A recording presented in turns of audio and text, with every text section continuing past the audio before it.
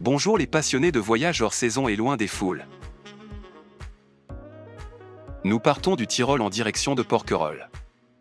La pointe des Sardinaux aux Issambres est notre premier arrêt sur la Côte d'Azur.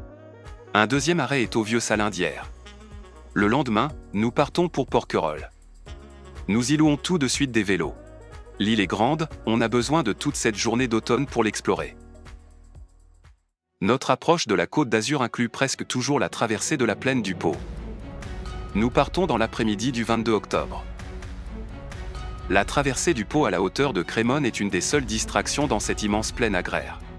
Le soleil se couche quand nous traversons les Apennins pour descendre vers la côte ligure. Les sections de vidéo ne le montrent pas, mais nous subissons des bouchons et des ralentissements dès la descente vers Gênes.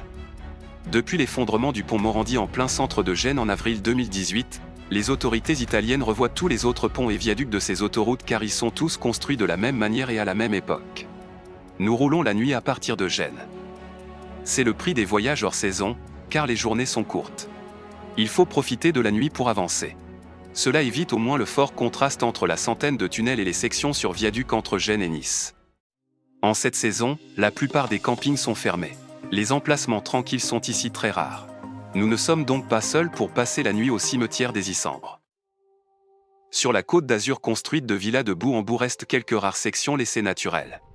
La pointe des Sardinaux nous permet de dégourdir nos jambes.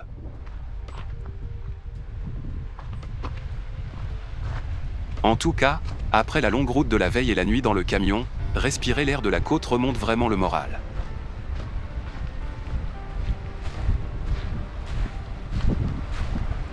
Ce cap très plat est miraculeusement épargné par la route et les maisons construites en bord de mer. Il se peut que ce soit dû à la présence d'un bunker allemand qui n'a été transformé en point de vue que dans les années 1990.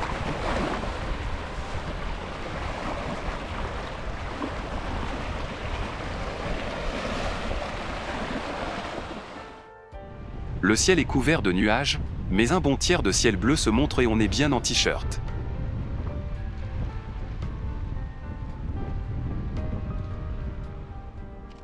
Devant la pointe sont installées des tourelles avec des feux pour guider les bateaux hors des dangereux écueils. La pointe des Sardinaux vue du bunker allemand.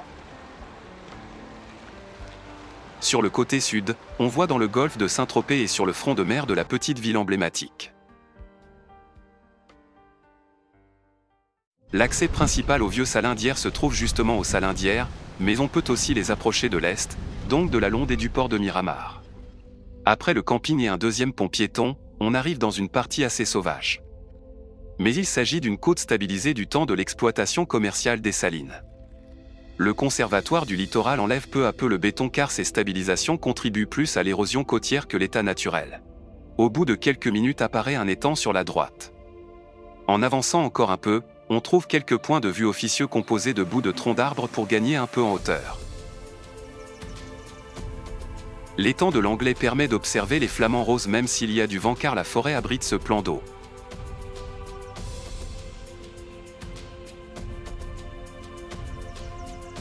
Un téléobjectif aide bien sûr à voir plus près dans leurs plumes. Ces clichés sont pris avec 600 mm de distance focale.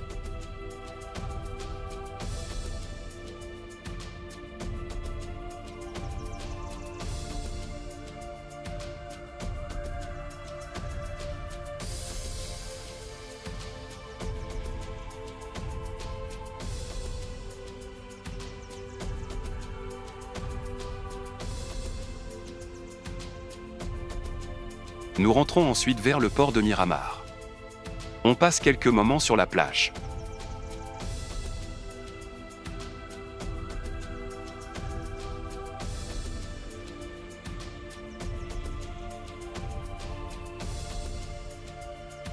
Au retour nous voyons le deuxième blocos, il est en front de mer. Espérons qu'il soit prochainement englouti par les flots. Nous avançons un peu plus loin vers l'ouest pour rejoindre la plage des Estaniers à l'ouest de l'étang des Pesquiers. Nous passons souvent la nuit ici, mais cette fois-ci ce n'est qu'un arrêt pour voir d'autres flamants roses car nous avancerons jusqu'à la tour fondue dont le camping a encore ouvert. C'est plus pratique quand on veut prendre la navette pour Porquerolles le lendemain.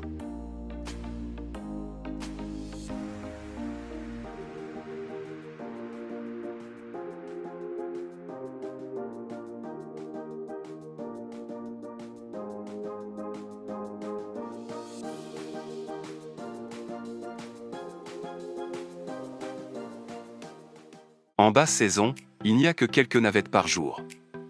On achète nos tickets la veille, mais ce n'est pas une réservation, il y a de toute manière assez de place. Le soleil est encore bas, il est pourtant déjà 9 h du matin. C'est le premier bateau de la journée. La petite passe entre Gien et Porquerolles est assez bien protégée des vagues de la haute mer. Le vent vient cependant du nord-est et fouette les vagues contre la navette. Les passages du continent vers les îles sont toujours une aventure, mais en automne et en hiver c'est encore plus vrai. Directement après le débarquement, nous montons vers le village pour louer des VTT. On ne prend pas ceux tout près du port, ni les plus crieurs. Ce sont des vélos standards avec frein à disque. Les pneus sont gonflés à bloc pour éviter les crevaisons. Cela a des répercussions assez rapides sur nos fessiers non habitués à ce traitement, on ne fait pas beaucoup de vélo. La fourche avant dispose d'une suspension mais elle est dans notre cas bloquée, on la débloque après quelques mètres. Seule chose en plus du vélo, un plan des pistes autorisées et 2 cadenas. Il n'y a pas de casque, pas de pompe, pas kit anti-crevaison, aucun porte-bagages, rien pour mettre une gourde, pas de réflecteur, pas de feu. Nous ne nommons pas la société, tous sont pareils et les prix sont aussi très semblables. On a des VTT, on veut donc faire du VTT. Erreur. À Porquerolles, il est strictement interdit de sortir des pistes. Tous les petits chemins, qu'ils soient plats ou qu'ils se prêteraient au downhill, sont barrés et interdits. La carte que l'on nous donne est une copie de celle affichée à plusieurs endroits dans le village de Porquerolles. On y indique en principe 3 boucles à faire à vélo, l'est en violet, le sud en jaune et l'ouest en orange, ce sont les traits pleins sur la carte. Autour de ces 3 tours se trouvent des sections additionnelles en tiret, mais ils sont rarement autorisés au VTT, c'est en tout cas ainsi dans les 2 tiers ouest de l'île. Il y a quelques pistes entre les champs de culture qui ne sont ni indiqués ni interdits, mais ils n'ont aucun intérêt.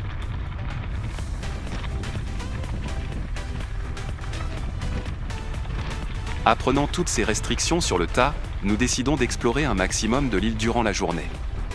Elle est large d'environ 6 km, il y a du dénivelé et les pistes ne sont pas forcément construites pour aller vite d'un endroit à un autre.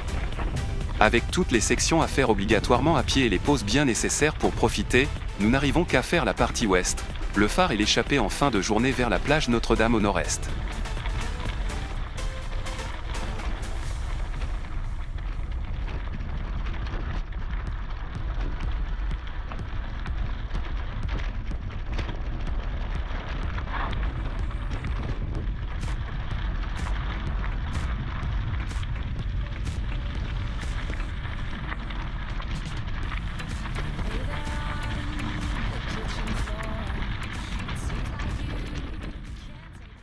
Il y a aussi des pistes privées interdites comme celle du point 44 par le mas du Langoustier vers Portfait, cela occasionne des sacrés détours. Tous les petits chemins comme celui-ci sont donc à faire à pied. Voici une carte OpenTopoMap de Porquerolles avec notre tracé GPX. Nous filons en direction de Portfait. Il y a ici une descente assez prononcée. On a aussi parfois la vue sur la baie du Grand Langoustier au nord et sur l'île du Petit Langoustier. La bande de terre ou de sable entre la plage du Grand Langoustier au nord et la plage de Portfait est aussi le cul-de-sac pour les vélos. L'avancée vers le fort du Langoustier et la pointe Sainte-Anne ne peut se faire qu'à pied, nous inspectons d'abord la plage du Grand Langoustier. Elle est complètement vierge de personnes. Nous sommes en short et en t-shirt, mais un vent frais n'invite pas à se baigner ici fin octobre. Notre premier but après la plage est d'avancer vers la pointe occidentale de Sainte-Anne. Cette presqu'île est assez dénudée de végétation, elle semble être fortement soumise au vent. L'avant de la pointe est formé par un rocher inaccessible sans mettre les pieds dans l'eau.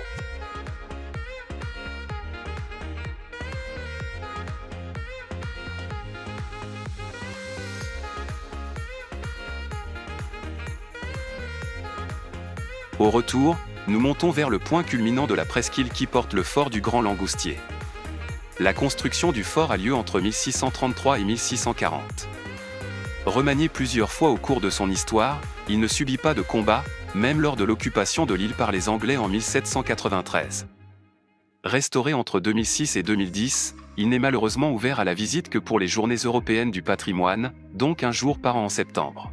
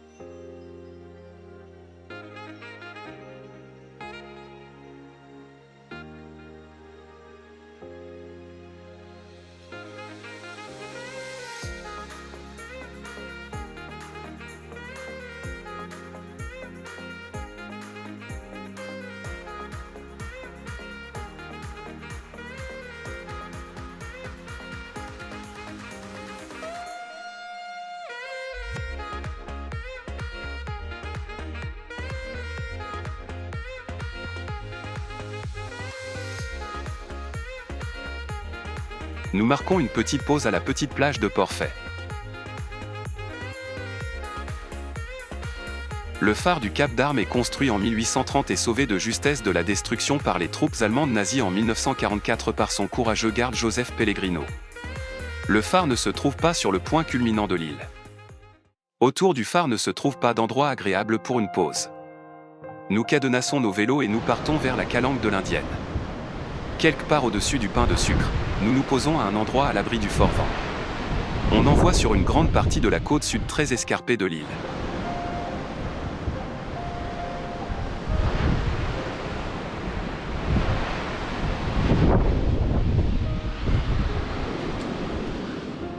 Comme à l'ouest, le sud de l'île est aussi par endroits dénudé. Cela est un effet de la géologie sous-jacente et des forts vents sur ce front de mer.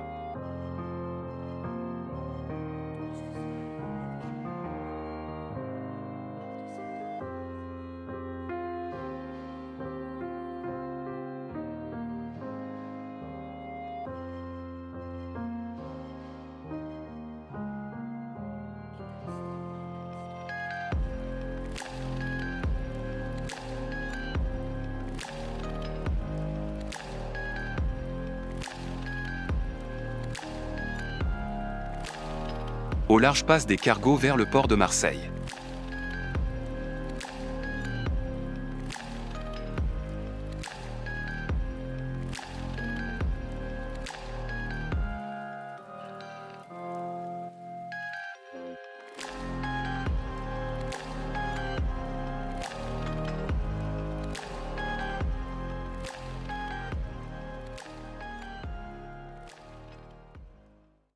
En passant par le Moulin du Bonheur, nous contournons le fort principal de l'île par le sud et évitons donc aussi le village.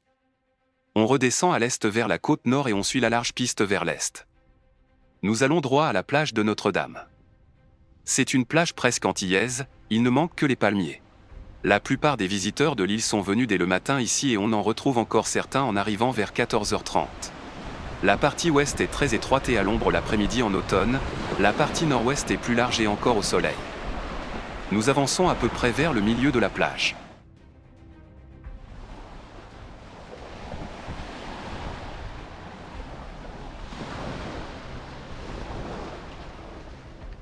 Alex se lance dans la mer. Il y a peu de vent, le soleil chauffe, mais l'eau est quand même très fraîche. Nous avions vu quelques méduses sur la côte continentale, mais pas ici sur l'île.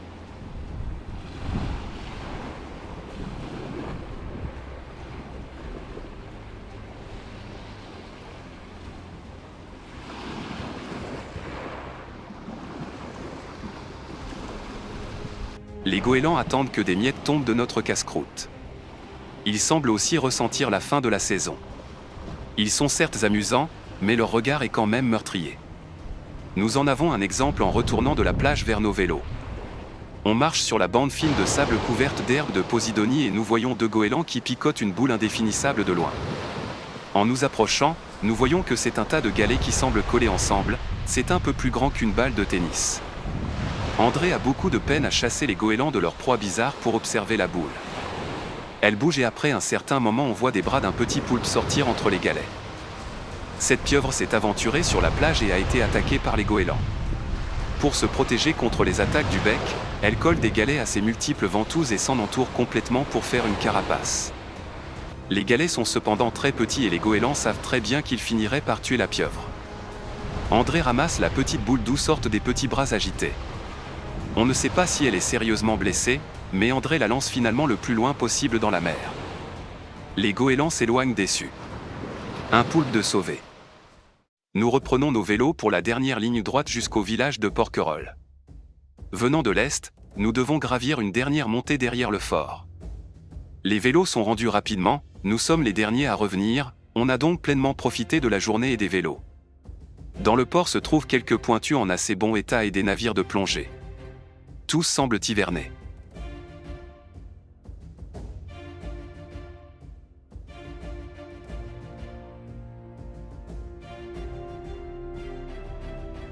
En fin d'après-midi, tout le monde rentre et nous devons faire la queue. Nous partons finalement avec la deuxième navette.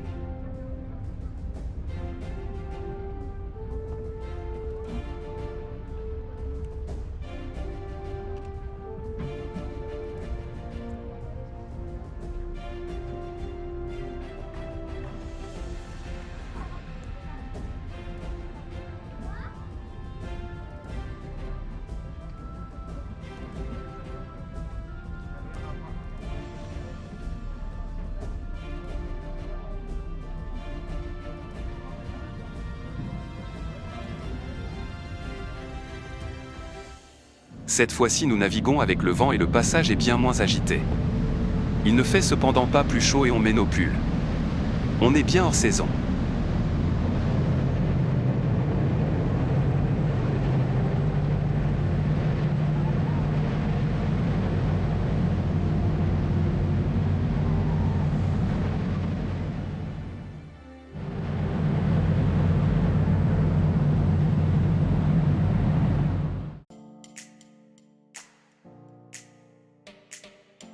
Des liens se trouvent à la fin de la vidéo et dans la description. À bientôt sur Voyage hors saison.